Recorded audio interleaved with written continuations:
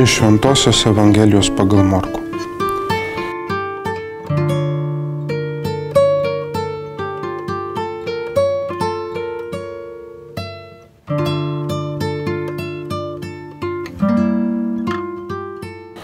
Anuo metu Jėzus pasiėmė Petrą, Jokūbą ir Joną ir užsivedė juos vienus nuošaliai ant aukšto kalno. Ten jis atsimainė jų akivaizdoje. Jo drabužiai ėmė taip baltai spindėti, kaip jų išbalinti negalėtų joks kalbėjęs žemėje. Jiems pasirodė Elijas ir Mozė, kurie du kalbėjosi su Jėzumi. Petras ir sako Jėzui: Rabi, gera mums čia būti. Pastatykime 3 palapines, vieną tau, antrą Mozei, trečią Elijui. Jis nesižinojo, ką sakąs, nes jie buvo persigandę.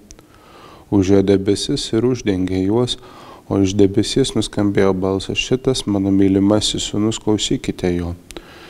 Ir tuojau vėl apsižvalgė, jie nieko prie savęs nebematė, tik vieną Jėzų.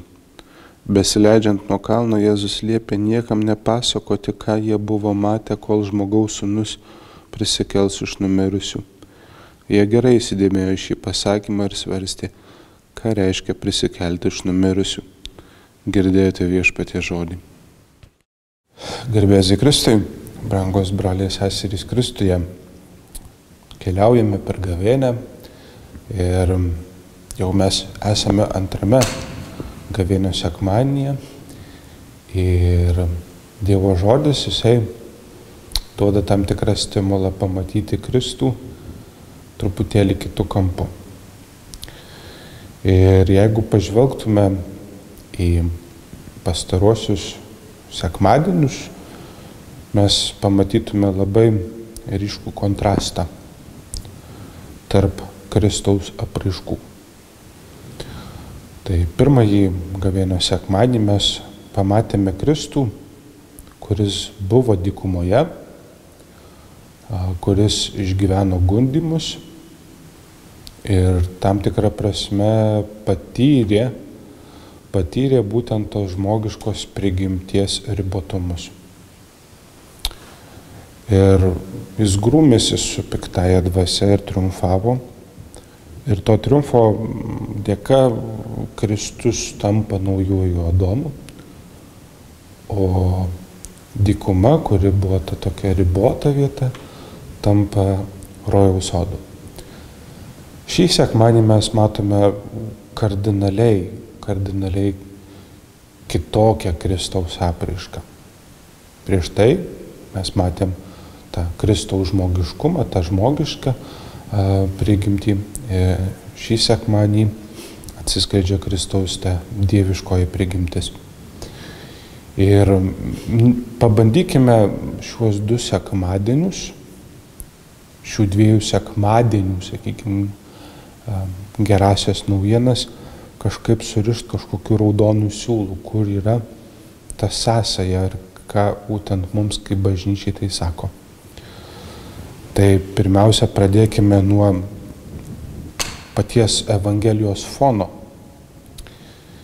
Ir Evangelijoje nuskamba labai, sakykime, labai svarbi Dievo Tėvo pasakyta ištara, kad šitas yra mano mylimasis sūnus. Tai yra tiesioginė Kristaus dievystės, sakykime, ištara, liudijimas, patvirtinimas. Ir tokius, sakykime, ištaras, tokius liudijimus mes Evangelijoje pagal Morkų randame 3. Ir jie labai taip įdomiai įsidėstę yra, kad pirmasis išpažinimas yra krikšto metu, dalyvauja Dievas Tėvas. Antrasis būtent išpažinimas vyksta čia ir dabar. Tai yra būtent ką tik girdėtoje Evangelijoje, atsimainimo įvykis. Ir galų galiausia Evangelijoje pagal Morkų mes aptinkame jau pačioj pabaigoje būtent Golgotos įvykis, nukryžiavimo įvykis, kryžiaus kančios, sakykime, jau kaip ir pabaiga. Tai kai Jėzus miršta, šimtininkas išpažįsta, šitas buvo Dievo sūnus.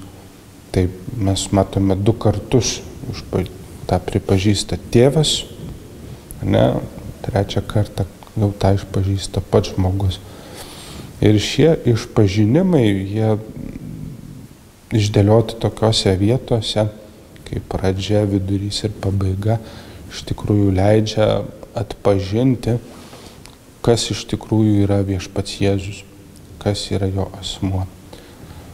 Dabar pasižiūrėkim iš kitos pusės į Taboro įvykio atsimainimą, kad prieš Taboro įvykį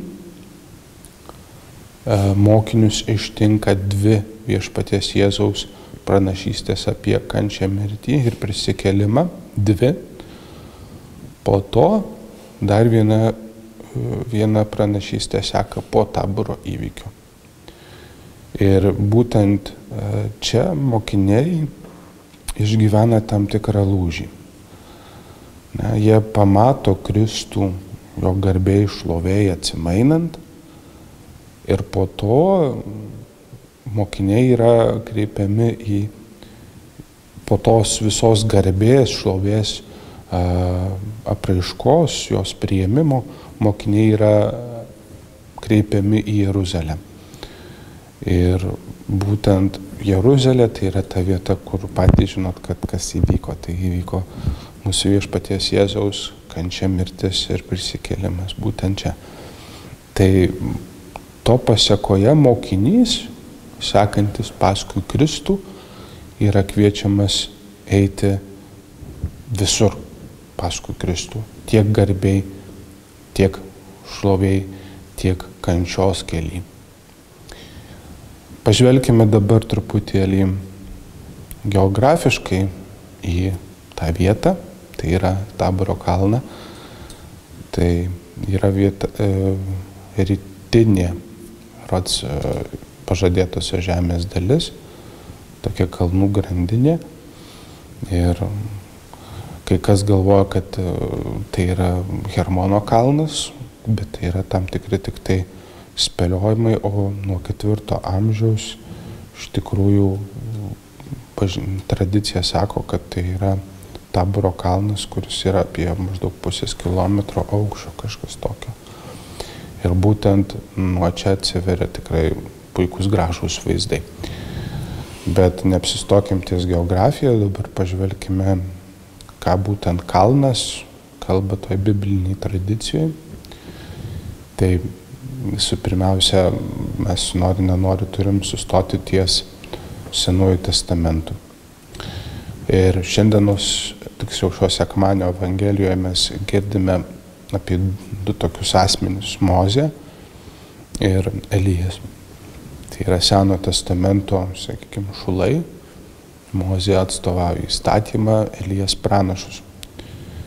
Ir būtent šie 2 asmenys, jie irgi labai yra stipriai susiję su kalnais.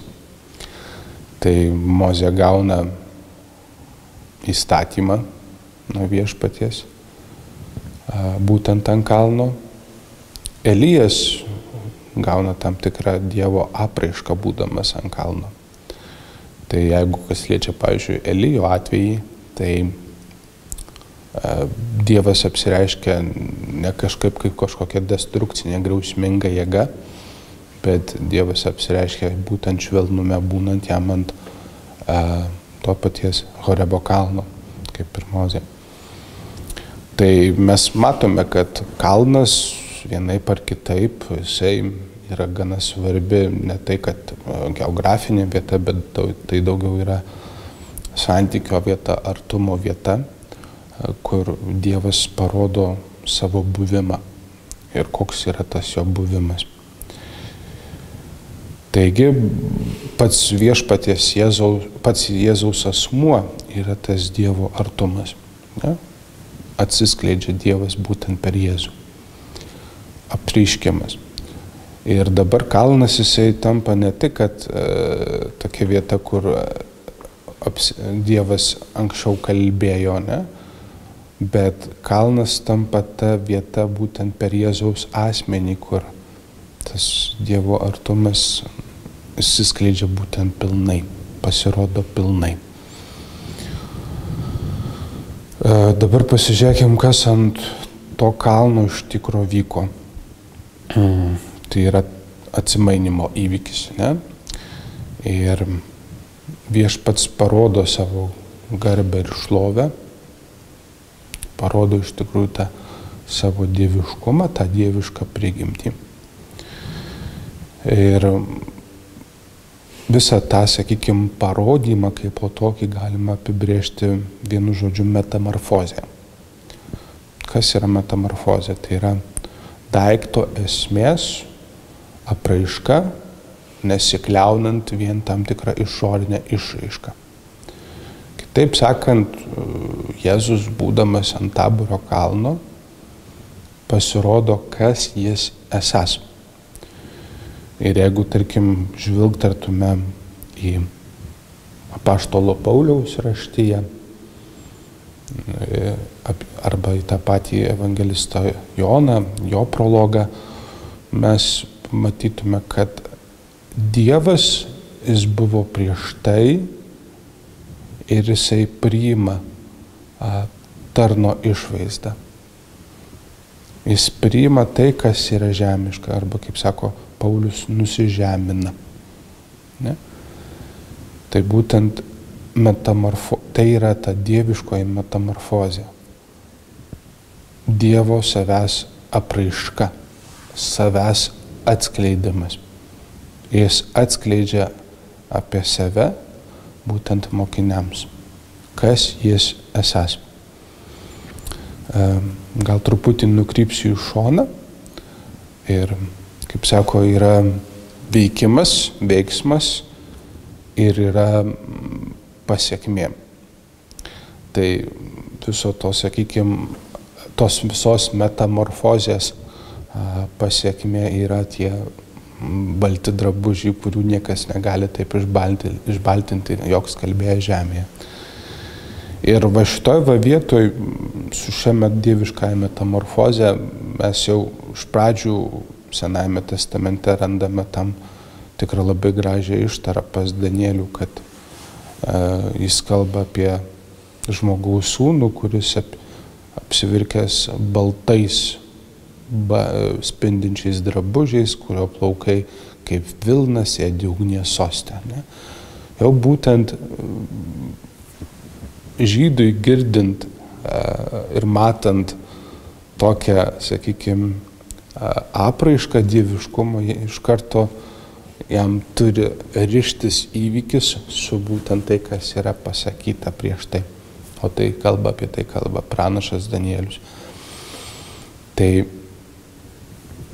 tas Jėzaus dieviškumas, jisai, kaip sako Kantalamesa, popiežiaus pamokslininkas, sako, kad jis tiesiog neįsilaiko viešpaties Jėzaus kūne ir jis tiesiog ima ir persiduoda būtent į pačius drabužius, sakykime, ne?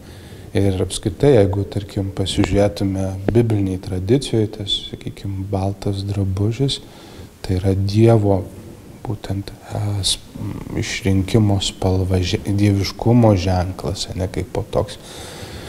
Ir apreiškimo knygoje mes taipogi sutinkame būtent apie tą minę, kuri apsirengusi baltai, kurių drabužiai yra išbaltinti, sakykime, ne, šitam avinėlio kraujyje. Tai Evangelija būtent apie tai ir kalba, apie tą dievišką metamorfozę, kuri prasiveržia pro tą, sakykime, Jėzaus kūną, kuris yra matomas, kuris yra pastebimas ir būtent mokiniai visą tai mato. Tai Evangelija iš tikrųjų jinai siekia tapti tam tikrą konkretybę mūsų gyvenime. Ir antras dalykas, ką būtent mums Evangelija kalba šiandien. Tai pirmiausia, į ką reikia atkreipti dėmesį, tai kad gyvenam gana sudėtingų laikų, aplinkui tikrai siaučia karas, tiek Ukrainos įvykiai, tiek Šventosios žemės įvykiai, ne? Ir tos visos visuomenės problemos, ekonomika, politika, badas, maras, ne? Didelis, sakykime, žmonių skaičius, išmaitinimo problemos, visuomenės problemos, mes jų galim, apie jas galime daug ką pasakyti. Ir tai yra tam tikras, sakykime, socialinis triukšmas, kuris mus pasiekia, ne? Ir mes to neišvengsime, mes tame triukšme esame. Atsitraukus nuo, sakykime, tų visų visuomeninių reikalų, socialinių reikalų, mes galime žvelgti ir į savo asmeninį gyvenimą. Ir mes iš tikrųjų irgi pastebėtume, kad tame asmeninėme gyvenime irgi yra labai daug rūpesčių, labai daug to galvos skausmo, ne? Ir mes stengiamės vieni dėl kitų šeimose, dirbam, ne? Siekiam kažkokios karjeros, tėvams rūpi, kad vaikai būtų laimingi, kad vaikai pasiektų tam tikrą kažkokį įsimokslinimą ir panašiai, ne? Tai tų rūpesčių tiek socialinių, tiek asmeninių, tai yra labai daug. Ir visa tai iš tikrųjų tie rūpesčiai, ne? Tas visas, sakykime, socialinis triukšmas, ne? Tai yra žmogaus ribotumo ženklas. Tai primena būtent pas Kristaus tą buvimą dykumoje, trapumo vietoje, kur mes išgyvenam savo trapumą. Tai tam tikrą prasme tas visas socialinis triukšmas yra tarsi dykumos patirtis, kurią mes išgyvename, ne? Bet taipogi pažvelgus į šį sekmadienį mes matome tą dieviškumo apraišką kaip po tokią. Ir šį sekmadienį tas atsimainimo įvykis tampa tam tikrų kvietimu. Kvietimu išlysti iš to, sakykime, ribotumo, iš viso to socialinio triukšmo, iš tų visų asmeninių, sakykime, problemų, tų visų šeiminio gyvenimo galvos skausmo, tų visų šeiminių rūpesčių ir pasinerti į tą Dievo artumą. Kitaip sakant, tai yra kvietimas į tą apaštalo Petro ištarą, gera mums čia būti, ne? Tai mes šį sekmadienį tam tikrą prasme kiekvienas esame kviečiami būtent į tą gera mums čia būti. Ir tikrai nebijokim kelti savo tokio paprasto elementaraus klausimo, nes šį sekmadienį mes regime būtent tą dievišką metamorfozę, ne? Regime Kristų, kuris atsimaino, ne?